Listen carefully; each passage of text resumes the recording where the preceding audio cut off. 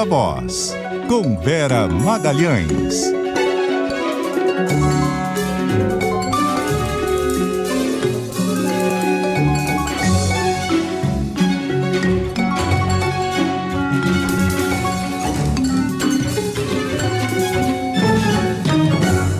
Viva Voz, Vera Magalhães, boa noite. Boa noite, Bocardi, Carol, ouvintes e quem nos assiste por imagens. Oi, Vera. Veio então a nomeação de Daniela Teixeira para o STJ, como a gente já havia discutido aqui, né? Já era esperado e com isso a pressão para nomear uma mulher para o STF fica mais leve. Fica, mas fica por uma questão muito específica, né, Bocardi? Porque com o Lula essas pressões acabam sendo sempre mais leves do que seriam com relação a qualquer outro presidente.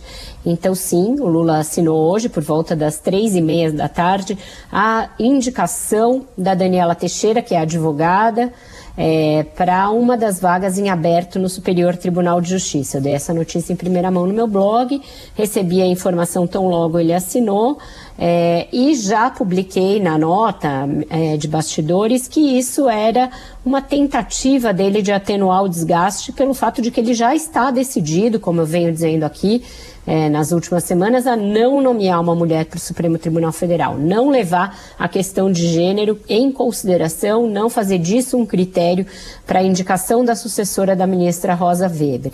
E aí a gente fica pensando, se fosse qualquer outro presidente da República, primeiro diminuir o número de mulheres no Supremo Tribunal Federal, que já é minúsculo, irrisório. Segundo, dizer que vai usar um outro tribunal como moeda de troca ou como prêmio de consolação ao STF. O mundo cairia, os movimentos feministas certamente protestariam e protestariam com razão, e o PT seria o primeiro a reclamar e o primeiro a chiar, mas isso provavelmente vai ser tudo amenizado, porque com o Lula existe uma grande condescendência quando ele dá demonstrações de que sim, ele também incorre em machismo, ele também incorre em decisões que têm conotações misóginas e que não levam em conta a necessidade de se garantir mais espaço às mulheres. Ele considera isso algo acessório ou algo que é cosmético para um discurso ali de ocasião, porque para questões realmente relevantes, isso não é levado em conta. É óbvio que uma mulher só no Supremo Tribunal Federal é um desequilíbrio em relação à representação que as mulheres têm na sociedade. As mulheres são maioria da população brasileira, a maioria do eleitorado, elas são maioria em muitos concursos públicos relevantes, inclusive para a magistratura em algumas localidades. Elas são maioria em ingresso em universidades, em cursos muito relevantes. Não há nada que justifique, no ano da graça de 2023, do século XXI, ter apenas uma mulher na mais alta corte de justiça do país. Mas o Lula vai usar esse caô de que nomeou mais uma mulher para o STJ, sendo que o STJ tem muito mais ministros, e aí pode dar uma falsa impressão de que tem mais mulheres, mas não tem, porque são 6, serão 7 com a ministra Daniela, caso ela passe, né, na sabatina do Senado, tem a sua indicação confirmada, contra 27 homens, então também neste tribunal é uma desproporção bastante grande, e essa desproporção vai continuar inclusive na Procuradoria-Geral da República. A gente tem lá uma lista tríplice que ele já disse que vai desconsiderar, e se fosse qualquer outro presidente a dizer que iria desconsiderar a lista tríplice, o mundo também cairia sobre a sua cabeça. E a primeira da lista tríplice é uma mulher que já foi bypassada 3 vezes. A Luísa Freixaisen, ela tem sido a primeira na lista em sucessivas listas internas da categoria, que são escolhidas pela ANPR, mas ainda assim ela tem sido sempre preterida em nome de algum outro homem, e é isso que vai acontecer também na Procuradoria-Geral da República. Então as indicações em relação ao que isso representa para as mulheres são muito ruins, são muito perversas. A reforma ministerial também está coalhada de casos em que as mulheres estão sendo tratadas ali como trocáveis, como descartáveis nas suas pastas. Tudo bem que neste caso não tem sido uma prerrogativa exclusiva das mulheres, os homens também estão nessa possibilidade de ver a sua pasta desaparecer, mas um caso emblemático é o da Caixa Econômica Federal. O banco, sob Bolsonaro, viveu uma acusação gravíssima de assédio sexual do seu presidente sobre as funcionárias. Uma resposta do Lula foi colocar uma mulher na presidência. Aliás, o próprio Bolsonaro tinha feito isso para tentar amenizar o escândalo do Pedro Guimarães. Colocou lá a Daniela, que era a assessora direta do Paulo Guedes. Aí o Lula nomeou a Rita Serrano, que é de carreira do banco e que tem cumpre todas as formalidades exigidas pela legislação para presidir a Caixa Econômica Federal. E agora esse banco vai ser dado ao PP como uma moeda de troca. Dar um banco como uma moeda de troca política também não é uma boa sinalização. E aí, para não ficar muito feio colocar um homem, eles querem colocar uma mulher. Só que o PP não tem ninguém com as qualificações para o cargo, está oferecendo para o cargo uma ex-deputada que nunca dirigiu uma instituição financeira, nem trabalhou em uma, e isso é uma das prerrogativas de um cargo como esse. Então, essas são algumas indicações de que essa questão de gênero não é realmente relevante na forma como o presidente da República imagina as instituições, imagina o seu governo e imagina as nomeações que ele tem de fazer. Ô Vera, o presidente, depois que voltou dessa última viagem, começou a tirar alguns compromissos aí da lista, né? Despachar alguns assuntos. Hoje deu uma pista sobre reforma ministerial, diz que vai ser criado o Ministério da Pequena e Microempresa. O que mais está com o martelo batido, hein? Praticamente só isso, Carol. E mesmo nesse ministério, a gente ainda não tem a confirmação de que vai ser o Márcio França o ministro. É o mais provável que isso aconteça.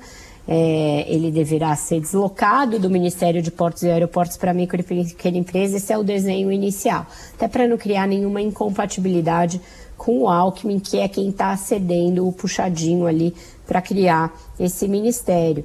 Só que o Lula está reunido agora com o ministro Alexandre Padilha, com o ministro Rui Costa, então está em conversa, está em maturação essa reforma ministerial, mas eu já ouvi que ela sai entre quarta e quinta-feira, portanto, pouco provável que saia hoje. E aí isso se deve àqueles mesmos problemas dos quais a gente vem tratando aqui e que ontem, por exemplo, se agravaram alguns deles. O PT fez uma espécie de desagravo ao ministro Wellington Dias, fez lá uma reunião com ele que acabou sendo como uma chancela do partido a sua permanência à frente do Ministério do Desenvolvimento Social, que é o que cuida do Bolsa Família. Então o PT já vinha resistindo nos bastidores a entregar esse ministério, eu já relatei isso aqui para os ouvintes do Viva Voz, mas agora fez isso de uma maneira pública, ostensiva, com declarações, com entrevistas, com manifestações dos deputados mais ligados à cúpula do PT, os mesmos que estão de novo estressando a relação com o Fernando Haddad. A gente vai tratar disso mais na frente. Então, o partido se colocando dessa maneira tão veemente contra a saída do Wellington Dias, qual efeito pode surtir junto ao Lula? Pode ser pior, pode ajudar a queimar o ministro, ou pode ter o efeito de mantê-lo, segurá-lo no posto? Tudo isso, os auxiliares do presidente com os quais eu venho conversando não se arriscam a cravar.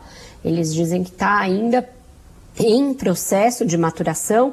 O Alckmin acabou cedendo esse ministério, esse pedacinho para o Márcio França, mas esse pedaço também pode ir para outro partido. O problema é que ninguém tem interesse por esse novo Ministério da Pequena e Microempresa, até porque não tem emenda para essa pasta, então ninguém quer nem saber dela. Vera Magalhães.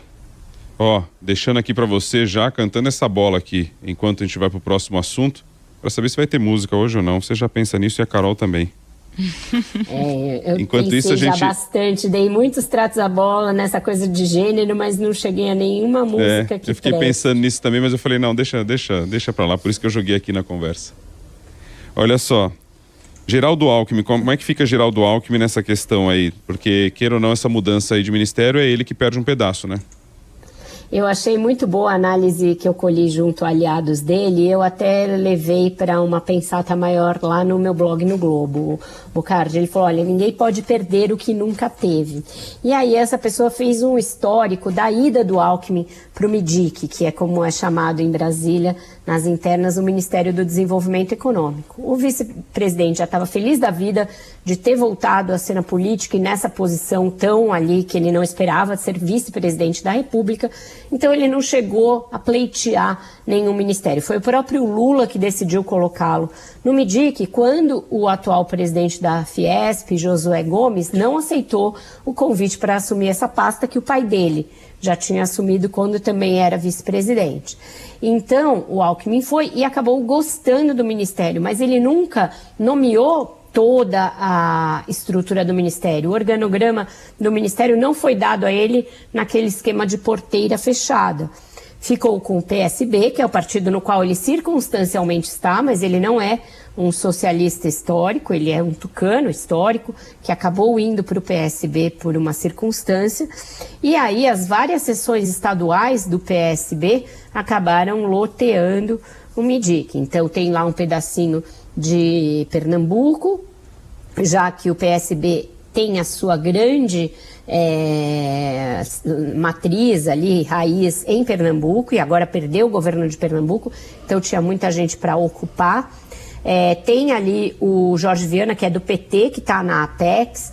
Você tem o ex-governador do DF, que é do PSB, Rodrigo Hollenberg, também lá dentro do Ministério. Então tem vários puxadinhos do PSB, mas não é tudo gente do Geraldo Alckmin. Então, para ele perder isso, não faz grande diferença. Faz mais diferença para esse pessoal do PSB que perde os seus aliados em vários postos. Além disso, ele se dá bem com o Márcio França, isso não será um problema. O que estaria incomodando mais o Márcio França e o próprio Alckmin é aquela ideia, que eu também já trouxe aqui, de que você vai pegar uma pasta que lida com portos e aeroportos, portanto, com um grande potencial econômico, e entregar na mão do partido do Tarcísio de Freitas. Isso está criando um problema com eles, porque são de São Paulo, pretendem ainda fazer política em São Paulo, disputar o governo de São Paulo, e isso joga uma areia bem importante no caminhãozinho do Tarcísio. Vera, vamos mudar de assunto, falar de reforma tributária. O relator da reforma se reuniu com os governadores, né? Tem algum norte sobre o que o Senado vai fazer, em que prazo? Olha, Carol, o norte do que ele vai fazer, e isso já ficou claro para mim há algumas semanas, e voltou a ficar nessa reunião com os governadores, e mesmo ontem, quando o Eduardo Braga também esteve com o presidente do Senado e eles trataram a esse respeito, é que ele vai tentar colocar dentro da Constituição, portanto no texto da reforma, mais garantias de que não vai ter aumento de carga tributária. Eles acham que da forma como saiu da Câmara, a proposta está muito frouxa, ela não deixa claro que vai ter uma trava para aumento de carga tributária. Então isso deverá ser incluído no texto dele para que conste da própria Constituição, não fique para uma lei complementar posterior ou não fique ali sujeito às intempéries da transição, etc.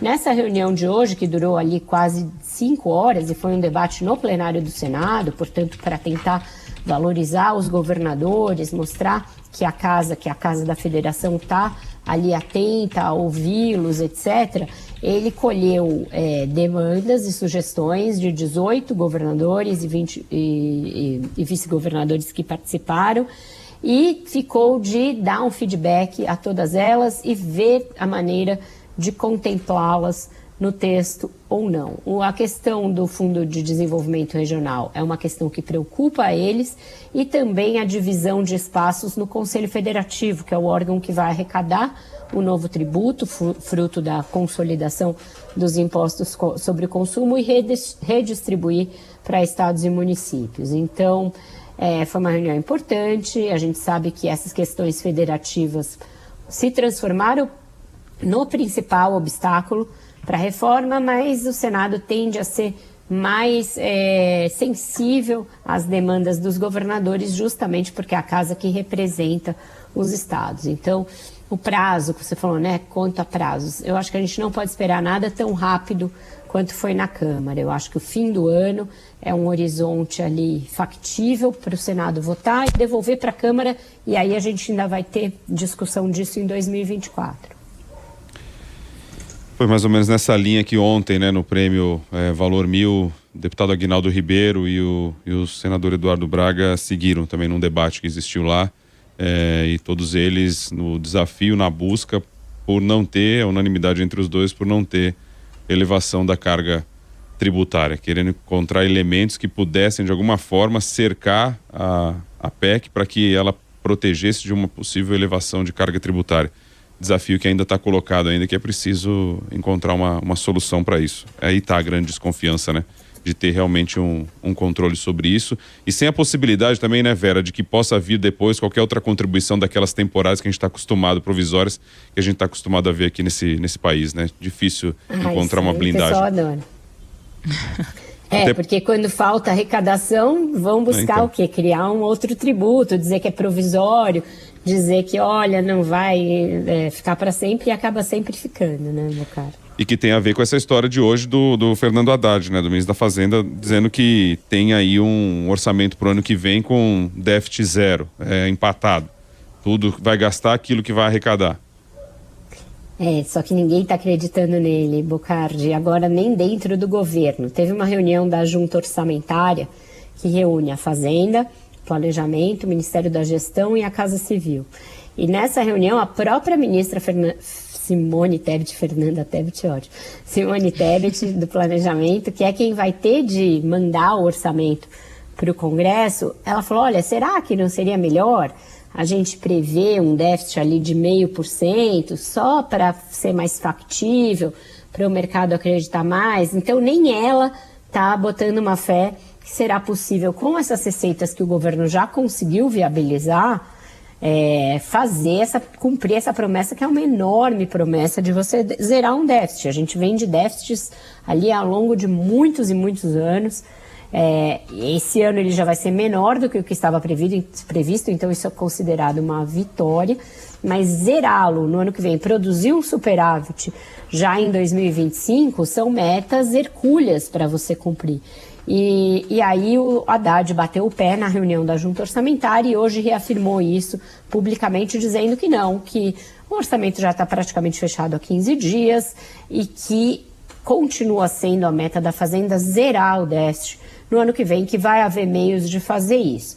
Mas aí qual que é o problema que já se iniciou e que vai crescer se a gente conhece bem como essas pressões acontecem? O PT, que é um partido que vem criando ali contrapontos e cascas de banana no caminho do Haddad desde o início do governo, na figura da própria Gleisi Hoffmann, que é quem tem vocalizado essas divergências com ele, olha, era melhor realmente prever um déficit, porque senão vai ter que cortar investimento, ou seja, vai ter que cortar gasto. E eles não querem cortar gasto. Acontece que o ministro da Fazenda propôs uma coisa, o arcabouço todo foi construído em cima dessa proposta, a confiança que ele obteve junto ao mercado advém muito do fato de que ele prometeu zerar o déficit o ano que vem, então ele não está disposto a abrir mão sem tentar dessa meta. Mas o PT vai ficar fustigando o tempo inteirinho para que ela seja reduzida, para que ela seja revista e que se preveja algum déficit que permita fazer os gastos que o partido quer que sejam sempre crescentes e que nunca pretende cortar. Então, vem aí mais corda esticada nessa questão aí do orçamento, e a votação do orçamento é sempre algo complexo, porque também os deputados e senadores começam a querer enfiar um monte de emenda e a inflar sempre o gasto, né? E a gente tem visto que não é fácil encontrar receita, a não ser que criem mais imposto, como você mesmo falou, Bocardi. É isso, algo mais, Carol? Não, a música.